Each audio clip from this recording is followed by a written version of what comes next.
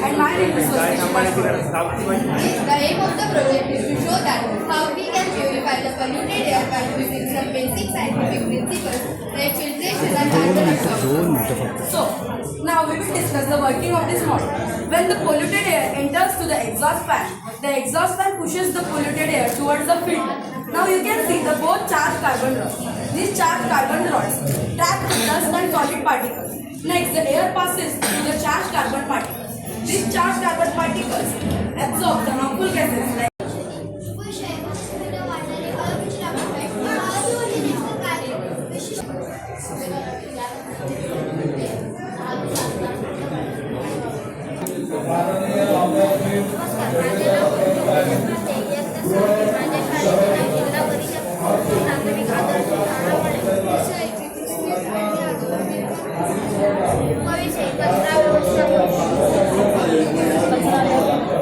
स्वागत झालेलं आहे। यानंतर आपण पुढे जाऊया।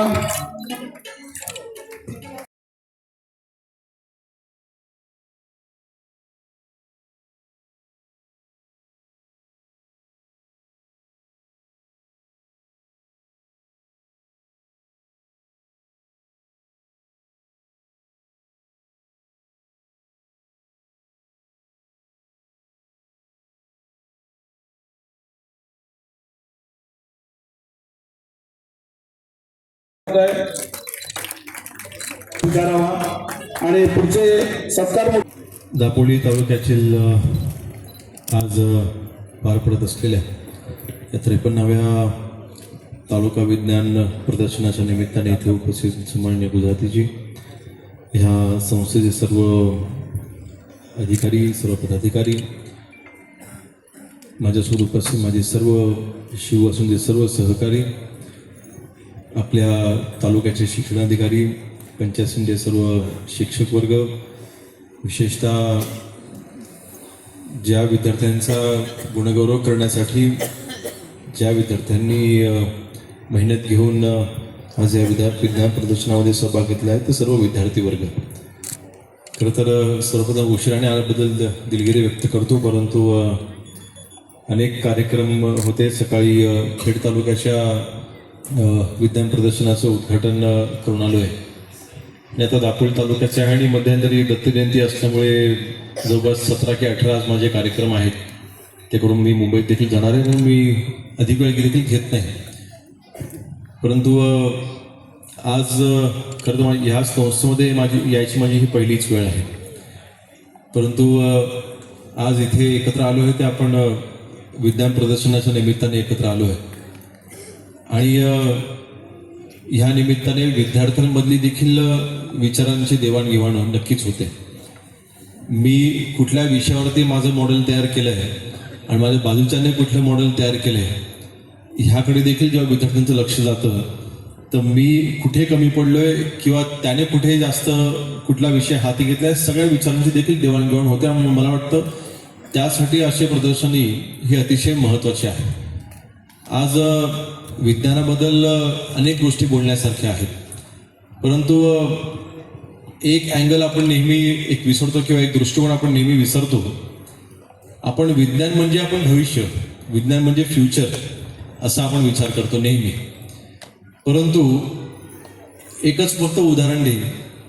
आता टेलिस्कोप आहे म्हणून आपण बुध ग्रह असेल किंवा मंगळ ग्रह असेल आपण आता बघू शकतो, परंतु आपण जर काय ॲस्ट्रॉलॉजीचा विचार केला, जर का आपण ॲस्ट्रॉलॉजीचा जर का विचार केला तर त्या बुध ग्रहाची चाल संपूर्ण वर्षभर कशी चालते, तो बुध ग्रह, तो मंगळ ग्रह असेल, शुक्र असेल, जेवढे ग्रह आहेत त्या ग्रहाची चाल आपल्या कुंडलीमध्ये कुठला कुठला ग्रह तो कसा कसा जातो हे जे कुंडलीमध्ये जे दाखवतात ते प्रत्यक्षात आकाशात घडत असतं. आपल्या पूर्वजांनी त्यावेळेच्या आपल्या ऋषीमुनींनी कुठल्याही टेलिस्कोप शिवाय त्यावेळेला कसं केलं असेल ह्याची कल्पना देखील आपण करू शकत नाही.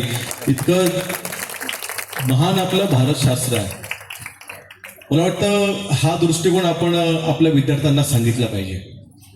आपण ठीक आहे आपल्या देशामध्ये हे शून्याचा शोध झाला हे त्याचा आपला अभिमान आहेच, परंतु आज विज्ञानाबद्दल चर्चा करत असताना आपल्या पूर्वजांनी कशा पद्धतीने ॲस्ट्रॉलॉजीची स्टडी केली असेल, आपल्या पूर्वजांनी आकाशाचा अभ्यास कसा केला असेल, आपल्या पूर्वजांनी कुठल्याही टेलिस्कोपशिवाय कुठल्याही टेक्निकल सपोर्टशिवाय अशा गोष्टी कशा केल्या असतील, आपल्या छत्रपती शिवाजी महाराजांनी कुठल्याही इक्विपमेंट नसताना काही टेक्निकल सपोर्ट नसताना एवढे मोठे किल्ले कसे बांधले जे आजही 350-400 नंतर उभे कसे आहेत, शेवटी तेही विज्ञानच आहे ना.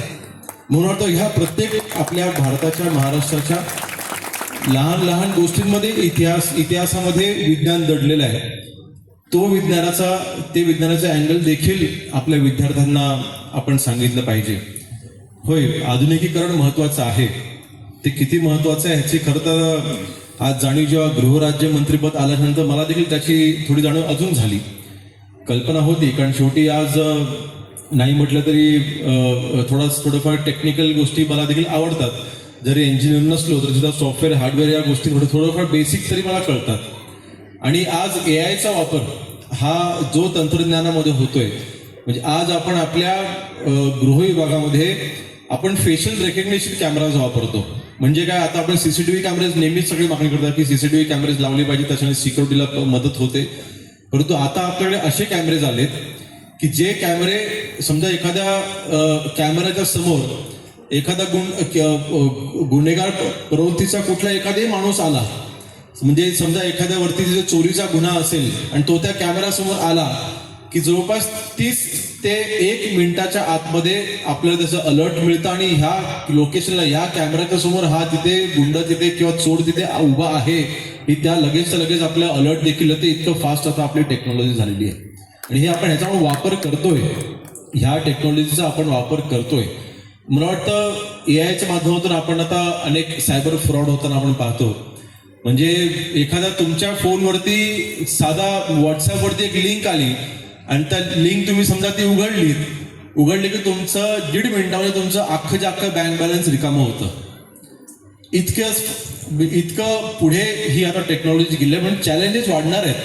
म्हणून मला वाटतं आज विज्ञान प्रदर्शन होत असताना, आज आपण सायन्सच्या बद्दल टेक्नॉलॉजीबद्दल आपण सगळ्यांना आपण एकत्र करत असताना AIच्या बाबतीमध्ये आणि सायबरच्या बाबतीमध्ये देखील तितकंच जनजागृती आपण जनतेमध्ये देखील केली पाहिजे आणि तो अँगल एक आपण विद्यार्थ्यांना देखील आपण सांगितलं पाहिजे, जेणेकरून त्यांना त्यांच्याबद्दल अजूनही माहिती मिळेल. आज सकाळी विज्ञान प्रदर्शनाचं खेडचं उद्घाटन करत असताना त्या संस्थेला सायबर सिक्युरिटीचे कोर्सेस देखील आता चालू केलेले आहेत आणि ह्याची प्रचंड गरज आहे. म्हणजे इतकं टेक्नॉलॉजी पुढे गेली आहे की अगदी माझ्या फोनवरती उन्मेष राजेंच्या नावाने फोन येतो, उन्मेष राजेंच्या आवाजात व्यक्ती माझ्याशी बोलतो पण, आणि माझं ऍक्सिडेंट झालंय, मी अतिशय अडचणीमध्ये, दादा मला पैशाची गरज आहे असं उन्मेष राजेच मला फोनवर सांगतायत. मी पैसे ट्रान्सफर करतो, ट्रान्सफर केली की माझी लिंक त्या माणसाकडे जाते, पुन्हा माझ्या बँक अकाउंट रिकामं होतं. ना उन्मेष राजांना माहिती त्यांनी मला फोन केलेला, म्हणजे माझ्या मोबाईलमध्ये नंबर सेव्ह नसल्या देखील नंबर एखादा माझ्या मोबाईलमध्ये दुसऱ्याच्या नावाने सेव्ह असल्याच्या नावाने दिसतं, दुसऱ्याच्या आवाजाने व्यक्ती म्हणजे उमेश राजांच्या आवाजाने व्यक्ती माझ्याशी बोलते. इतकं टेक्नॉलॉजी पुढे गेलेलं आहे. मला वाटतं हे तंत्रज्ञान जेवढं चांगलं आहे तेवढं त्याचे वाईट परिणाम देखील आपण लक्षात घेतले पाहिजे. परंतु आपण म्हणतो ना, लोहे को लोहाही काटताय, तसं सायबरला ह्या ज्या फ्रॉड सगळे चालतात त्याला सायबरनेच आपण उत्तर देऊ शकतो. म्हणून मला वाटतं तो एक अँगल आपण विद्यार्थ्यांना नेहमीच आपण सांगितलं पाहिजे. अशा अनेक गोष्टी आहेत, परंतु मला वाटतं ज्या अनेक गोष्टींनी जे मी भारावून गेलो, अशा जेव्हा मी शाळेमध्ये होतो तेव्हा विज्ञान प्रदर्शनामध्ये आम्ही देखील सहभाग घ्यायचो. परंतु आत्ताच्या असलेला म्हणजे मी जेव्हा 6 वर्षाचा होतो त्यावेळेला मला असलेलं ज्ञान आणि आज माझी मुलगी 6 वर्षाची आहे तेव्हा तिला असलेल्या ज्ञानामध्ये 100 जमीन आसमानाचा फरक आहे. आम्ही काय कॉलेजमध्ये येईपर्यंत आमच्याकडे मोबाईल पण नव्हते. सिनियर कॉलेजमध्ये असताना मला भावाला आणि बहिणीला वाटून एक मोबाईल दिला होता, तर तेव्हा पण काही इंटरनेट वगैरे अशा काही गोष्टी नव्हत्या. परंतु आज आपण टेक्नॉलॉजी इतकी पुढे गेलेली आहे, आज जग अतिशय गतीने पुढे जाते. तर अशा वेळेला नक्कीच मला वाटतं अशा विधान प्रदर्शनाच्या माध्यमातून आपल्याला विज्ञान प्रदर्शन माध्यमातून ह्या विचारांची जी देवाणघेवाण जी आहे ती नक्कीच महत्त्वाची आहे. आणि आपल्या भारतामधून असे अनेक महान व्यक्ती होऊन गेले आहेत. आपल्या सर्वांना माहिती आहे की भारतरत्न डॉक्टर अब्दुल कलाम साहेबांनी देखील जे काही आपल्या देशाला जे काही उपलब्धी करून दिली, जे पहिलं आपलं न्यूक्लिअर जे काही आपलं तयार झालं ते अब्दुल कलाम साहेबांच्या नेतृत्वाखालीच त्याची पहिली चाचणी झाली आणि आपण तिथे एक प्रबळ देश म्हणून मग पुढे आलो. मग मला वाटतं अशा अनेक महान व्यक्ती आहेत ज्यांची प्रेरणा घेऊन आपण आपल्या विद्यार्थ्यांना आपण नक्कीच काही गोष्टी आपण शिकवू शकतो. किंबहुना आपल्या विद्यार्थ्यांचं आजकाल आपण पाहतो की ठराविक काही विद्यार्थी सोडले तर आजचं अभ्यासाची पुस्तकं सोडता अन्य कुठलं वाचन हे करत नाहीत. म्हणजे अभ्यासक्रमाच्या बाहेरचं देखील वाचन हे विद्यार्थ्यांनी केलं पाहिजे, तरच तुमच्या नॉलेजमध्ये भर पडेल. आणि म्हणून मला वाटतं ह्या सगळ्या गोष्टी आज करत असताना आपण जे प्रयत्न करताय, आज आपल्या दापोलीच्या तालुक्यामध्ये सर्व शिक्षकांच्या माध्यमातून जे इथे प्रयत्न होत आहेत, मी आपल्या सर्वांचं मनापासून इथे अभिनंदन करतो. आणि मगाशी ज्या मुलीचा आपण इथे सत्कार आपण केला, मला वाटतं नॅशनल लेवलला तिची निवड झालेली आहे आणि मी तिचं मनापासून अभिनंदन करतो. परिणामी आपल्या सरस्वती विद्या मंदिराच्या देखील सर्व शिक्षकांचं मी आज अभिनंदन करतो. आपल्या संस्थेचं नाव देशापर्यंत त्या मुलीने आपण पोचवलेलं आहे. आपल्या दापोली तालुक्यामधली संस्था आणि देशापर्यंत जेव्हा नाव जातं, नक्कीच आपल्या दापोली तालुक्याचं नाव अजून मोठं केलेलं आहे. एवढ्या तुझं मनापासून अभिनंदन करतो आणि अशीच पुढे तुझी वाटचाल चालू, यशस्वी वाटचाल चालू, अशी तुला शुभेच्छा देतो.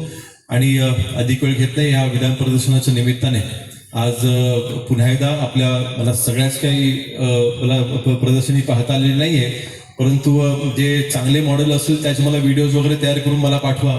मी देखील त्या बाबतीत शेवटी आज इथे याचा दोन उद्देश आहेत. एक तर विद्यार्थ्यांशी संवाद साधता येतो हा माझा स्वार्थ आहेच, परंतु आज मी काय नॉलेज देतो त्यापेक्षा आज विद्यार्थ्यांकडून मला काय शिकायला मिळेल हा देखील हेतू घेऊन मी इथे आलो होतो. परंतु वेळेच्या अभावी मला तो काही साध्य करता येते, म्हणून आपल्याला विनंती आहे की आपण चांगले मॉडेलचे मला व्हिडिओज नक्कीच पाठवा. आणि नक्कीच विश्वास आहे की आपल्या दापोली तालुक्याचं नाव आपली मुलं ही राज्यस्तरावर नव्हे तर नॅशनल लेवलला जिथे घेऊन जातील आणि आपल्या विद्या प्रदर्शनाला जिथे यश चांगलं प्राप्त करून देतील हा विश्वास दर्शवतो. आणि पुन्हा एकदा शुभेच्छा देऊन इथेच थांबतो. जय हिंद, जय महाराष्ट्र.